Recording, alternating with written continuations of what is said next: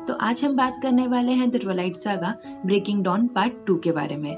Movie की शुरुआत करने से पहले आपको बता दें कि ट्विलाइट मूवी के सारे पार्ट्स हमने उनके एक्सप्लेनेशंस के साथ ऑलरेडी अपलोड कर दिए हैं अपने चैनल पर, और उसका लिंक मैं आपको नीचे डिस्क्रिप्शन में दे दूंगी ताकि आप उन मूवीज़ को पहले देख सके, क्योंकि मूवी थोड़ी सी कॉम्प्लिकेटेड है। तो अगर आप पहली बार इस पार्ट को देखेंगे तो आपको थोड़ा सा इसमें कुछ चीज़ें समझ नहीं आएंगी। तो चलिए ब्रेकिंग डॉन पार्ट 2 के साथ शुरू करते हैं। मूवी की शुरुआत होती है जहां पार्ट 1 एंड होता है, यानी बेला के वैम्पायर बनने से। हम देखते हैं कि बेला की आंखें खुलती है और वो एक वैम्पायर बन चुकी हुई होती है।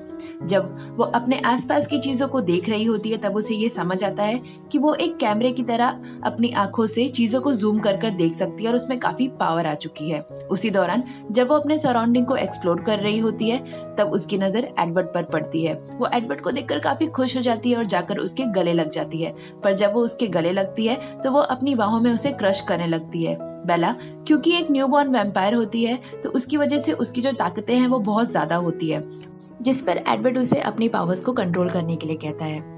उसी दौरान हम देखते हैं कि बेला को रेनेज़्मे की याद आती है, जो कि उसकी बेटी होती है। वो एडवर्ड से पूछती है कि रेनेज़्मे कहाँ है, पर एडवर्ड उससे कहता है कि क्योंकि जब उसने रेनेज़्मे को जन्म दिया था तो वो एक इंसान थी, इसलिए रेनेज़्मे के अंदर भी इंसानी खून बह रहा है, इसीलिए उससे मिलने से पहले ये बेहतर होगा कि बेला जाकर हंट कर ले, यानी शिकार कर ले।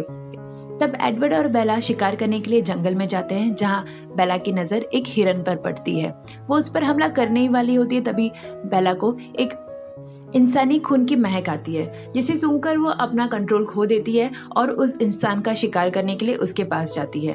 तभी हम देखते हैं कि एडवर्ड उसके पास आ जाता है और उससे कहता है कि हम एक वेजिटेरियन वैम्पायर्स है, इसलिए तुम किसी इंसान को नहीं मार सकती और तुम्हें हिरन से ही काम चलाना होगा। जिस बात से बेला को काफी अच्छा तो नहीं लगता, पर वो रिटर्न उस हिरन के पास आती है जहां वो उसे मारने जाती है।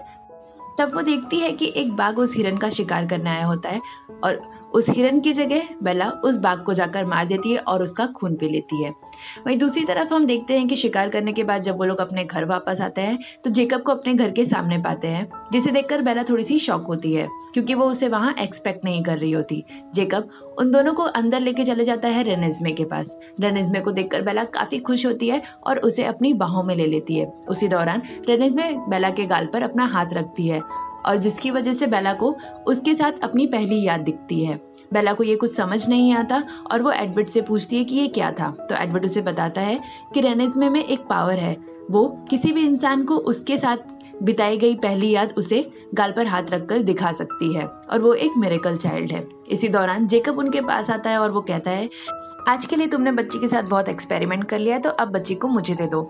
इस बात से बेला को काफी गुस्सा आता है कि वो बच्ची पर इस तरह से अपना हक जमा रहा होता है। बेला उस पर गुस्सा होती है और वो कहती है कि तुम्हारा मतलब क्या है। तो जेकब उससे कहता है कि ये एक वुल्फ की चीज है जो मैं तुम्हें समझाना चाहता हूँ। बेला कहीं ना कहीं ये समझ जाती है कि वो क्या कहना चाहता है, इसीलिए वो उसके गले से उसे पकड़कर बाहर ले जाती है और धक्का दे देती है। वो पूछती है कि तुमने क्या किया है। तब जेकब उसे बताता है कि उसने रेनेज़्मे पर इम्प्रिंट कर दिया, यानी अपनी छाप छोड़ दी है, जिसकी वजह से अब रेनेज़्मे की पूरी जिम्मेदारी उसकी हो गई है। बेला इस पर काफी नाराज होती है और उसे मारने लगती है और धक्का देकर नीचे गिरा देती है। वो कहती है कि वो अभी एक छोटी सी बच्ची है और वो ऐसा कैसे कर सकता है उसके साथ, पर जेकब उसे समझाता है कि वो ऐसा नहीं है जिस तरह से उसे देख रही है, ये नेचुरली हुआ जो कि उसके हाथ में नहीं था। बेला कहीं ना कहीं ये बात समझ रही होती है, इसीलिए वो जेकब को माफ कर देती है। उसके बाद वे लोग अपने घर में दोबारा वापस आते हैं। जब वो अंदर आते हैं तो वो देखते हैं कि चार्ली का फोन बेला को आता है। चार्ली बेला के पिता होते हैं। कार्लाइल फैमिली ये डिसाइड करती है कि वो लोग चार्ली को ये बोल देंगे कि बेला मर चुकी है और उसके बाद वो लोग ये शहर छोड़कर चले जाएंगे, क्योंकि वो लोग बेला के वैम्पायर बनने की बात चार्ली को नहीं बता सकते। अगर उन्होंने ऐसा किया तो वॉल्ट्रीज, जो कि एक वैम्पायर साम्राज्य है, वो लोग चार्ली को मार देंगे। ये बात जेकब भी सुनता है, पर उसे ये बात कुछ अच्छी नहीं लगती। वो चार्ली के पास जाता है जहाँ चार्ली पीछे लकड़ियां काट रहा होता है। वो उसके पास जाता है और ये कहता है कि आप उस दुनिया में नहीं रहते जैसा आपको लगता है, दुनिया उससे कहीं ज्यादा बड़ी है। ऐसा बोलकर वो अपने कपड़े निकालता है और उसके बाद एक भेड़िया बन जाता है, जिसे देखकर चार्ली काफी डर जाते हैं और जमीन पर गिर जाते हैं। जेकब ये बात आकर एडवर्ड और बेला को बताता है, जिस पर एडवर्ड और बेला उस पर काफी नाराज होते हैं।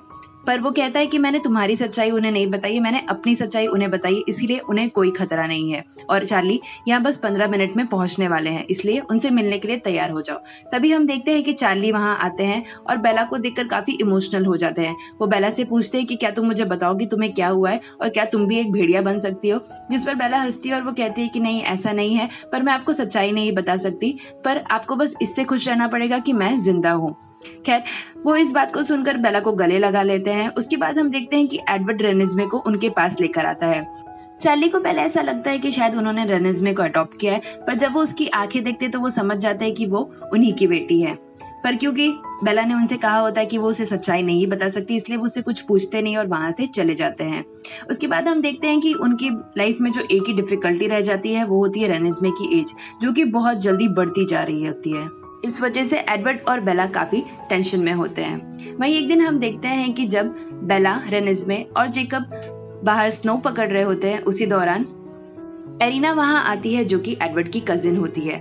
वो रेनिस्मे को स्नो पकड़ता हुआ देखती है और उसे ऐसा लगता है कि रेनिस्मे एक इमॉर्टल चाइल्ड है और वो इस बात की कंप्लेन जाकर वॉल्ट्रीज को कर देती है। वहीं दूसरी तरफ हम देखते हैं कि एलिस को एक विजन आता है जिसमें उसे वॉल्ट्रीज दिखते हैं जो कि कार्लाइल फैमिली पर हमला करने आए होते हैं। वो तब ये बात अपनी फैमिली को बताती है और साथ ही हमें ये पता चलता है कि इमॉर्टल चाइल्ड वो होता है जो 2 वैम्पायर के मिलन से पैदा होता है और ऐसे बच्चों के पास सिर्फ अपनी आवाज से ही पूरे के पूरे कबीले को खत्म करने की ताकत होती है। इस वजह से वॉल्ट्रीज ऐसे बच्चों को मार दिया करते हैं। अगले दिन हमें ये पता चलता है कि जैस्पर और एलिस घर छोड़कर चले गए होते हैं और साथ ही बेला के लिए एक नोट भी छोड़ गए होते हैं जिसमें लिखा होता है कि उन्हें जितने हो सके उतने विटनेसेस तैयार करने होंगे उनके आने से पहले, यानी कि वॉल्ट्रीज के आने से पहले। पर क्योंकि एलिस इतनी अजीब तरह से घर छोड़कर चली गई होती है तो इसीलिए बेला को ये काफी अजीब लगता है। साथ ही घर वाले ये डिसाइड करते हैं कि वो लोग ज्यादा से ज्यादा विटनेस तैयार करेंगे ताकि वो ये गवाही दे सके कि रेनिस्मे कोई इमॉर्टल चाइल्ड नहीं है, वो तब पैदा हुई थी जब उसकी माँ एक इंसान थी। इसीलिए वो सारी ही दुनिया के कोने कोने में फैल जाते हैं और दुनिया में जहाँ भी उनके दोस्त और रिलेटिव्स होते हैं वहां से उन सभी को बुलाते हैं और रेनिस्मे अपनी सच्चाई उनके गाल पर हाथ रखकर उन्हें दिखाती है, यानी कि वो तब पैदा हुई थी जब उसकी माँ एक ह्यूमन थी। साथ ही एडवर्ड उनसे ये भी कहता है कि हो सके तो शायद हमें उनसे लड़ाई भी करनी पड़े, तो अगर आप में से कोई पीछे हटना चाहता है तो इस वक्त यहाँ से जा सकता है। पर वे लोग कहते हैं कि नहीं, हम भी तुम्हारे साथ हैं और क्योंकि हम उस बच्ची की सच्चाई जानते हैं तो हम उसे मरने नहीं देंगे। तभी सब लड़ाई की प्रैक्टिस करने लगते हैं, जिस दौरान हमें ये पता चलता है कि बेला एक शील्ड होती है, यानी उस पर किसी भी तरह की मैजिकल पावर्स का असर नहीं होगा और साथ ही वो दूसरों को भी अपनी शक्तियों से बचा सकती है। एक रात बेला एलिस के दिए हुए उस नोट को पढ़ रही होती है। उस दौरान उसे ये समझ आता है कि वो एक बुक में से फाड़ा गया है। जब वो उस बुक को जाकर खोलती है तो वहाँ एक सीक्रेट मैसेज होता है जिसे पढ़कर बेला उस बुक को जला देती है। तब उस दौरान उसे ये समझ आता है कि एलिस ने ये सीक्रेट मैसेज बेला के लिए ही क्यों छोड़ा, क्योंकि बेला एक शील्ड होती है इसीलिए उसके दिमाग तक कोई नहीं पहुंच सकता। उस मैसेज को पढ़कर वो उस एड्रेस पे जाती है जहां उसे एक आदमी मिलता है जो उसे रेनिस्मे और जेकब का पासपोर्ट देता है।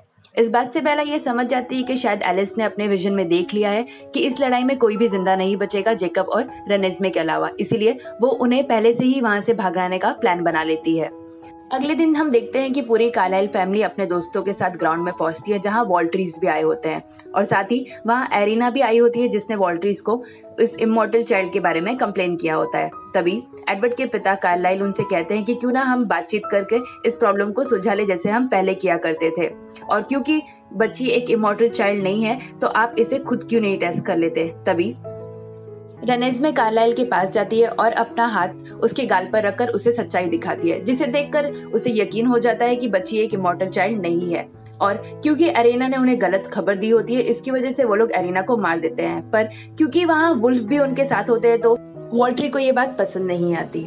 तभी हम देखते हैं कि वहाँ एलिस आती है और वॉल्ट्री को अपना विजन दिखाती है, पर वो कहती है कि मैं तुम्हें कुछ भी दिखा दूं तुम फिर भी हमारे ऊपर हमला करोगे। ऐसा कहकर वो पीछे पलटती है और बेला को इशारा करती है। ये इशारा देखकर बेला समझ जाती है कि उसे अब जेकब और उसकी बेटी को भगाना होगा। तब वो उन्हें भगा देती है और वो लोग सब जाकर वॉल्ट्रीज पर हमला कर देते हैं। उसी दौरान हम देखते हैं कि वहाँ बहुत ही घमासान युद्ध शुरू हो जाता है वैम्पायर्स और वॉल्ट्रीज के बीच में। तभी हम देखते हैं कि आरो जब एडवर्ड पर हमला कर रहा होता है तभी बेला उसके कंधे पर चढ़ जाती है और उसका गला तोड़कर उसे मार देती है और वो सभी मिलकर उसे आग लगा देते हैं और खुद को आग लगता हुआ देखकर आरो काफी घबरा जाता है। तब हमें ये पता चलता है कि ये सारी चीजें एक्चुअल में एलिस अपने विजन में देखती है, जो कि वो आरो को दिखा रही होती है। आरो ये देखकर समझ जाता है कि अगर आज वो इनसे लड़ेगा तो वो आज मारा जाएगा, इसीलिए वो डिसाइड करता है कि आज वो उनसे नहीं लड़ेगा। तभी दूसरी तरफ हम देखते हैं कि एक ट्रिकोना कबीले से एक आदमी आता है जिसे एलिस विटनेस के दौर पर लेकर आई होती है और वो ये बताता है कि वो भी एक हाफ इमॉर्टल चाइल्ड है, यानी हाफ वैम्पायर और हाफ ह्यूमन है। जब उसकी माँ एक वैम्पायर नहीं थी उस वक्त उसने उसे जन्म दिया था। उसकी एज 150 साल है और 7 साल की उम्र में ही उसकी उम्र बढ़ना बंद हो गई थी, यानी 7 साल की एज में ही वो पूरा जवान हो गया था। इस बात से उन्हें ये समझ आता है कि रेनेज में भी 7 साल के उम्र के बाद उसकी एज बढ़ना बंद हो जाएगी और वो पूरी जवान हो जाएगी और साथ ही वो किसी के लिए खतरा भी नहीं है। ये बात जानने के बाद वॉल्ट्रीज वहां से चले जाते हैं। तभी अगले सीन में हम देखते हैं कि एलिस को एक फ्यूचर विजन आता है जिसमें वो देखती है कि एडवर्ड, बेला, जेकब और रेनेज में पूरी तरह से बढ़ चुके हैं और साथ ही वो सभी इमॉर्टल बन चुके हैं। इसका मतलब ये होता है कि वो जिंदगी भर अब ऐसे ही रहेंगे और एक दूसरे के साथ रहेंगे और मूवी इसी तरह से खत्म हो जाती है। तो गाइज आई होप आपको मेरी ये एक्सप्लेनेशन पसंद आई होगी। तो मुझे लाइक और कमेंट करके ज़रूर बताएं कि आपको ये मूवी कैसी लगी और अगर हमारे चैनल पर नए हैं तो प्लीज़ इसे सब्सक्राइब कर लीजिए, क्योंकि हम जल्दी ब्यूटी एंड द बीस्ट, मालेफिसेंट और फ्रोजन जैसी मूवीज़ का एक्सप्लेनेशन जल्दी अपने चैनल पर डालने वाले हैं। Till then bye bye, take care और जय हिंद दोस्तों।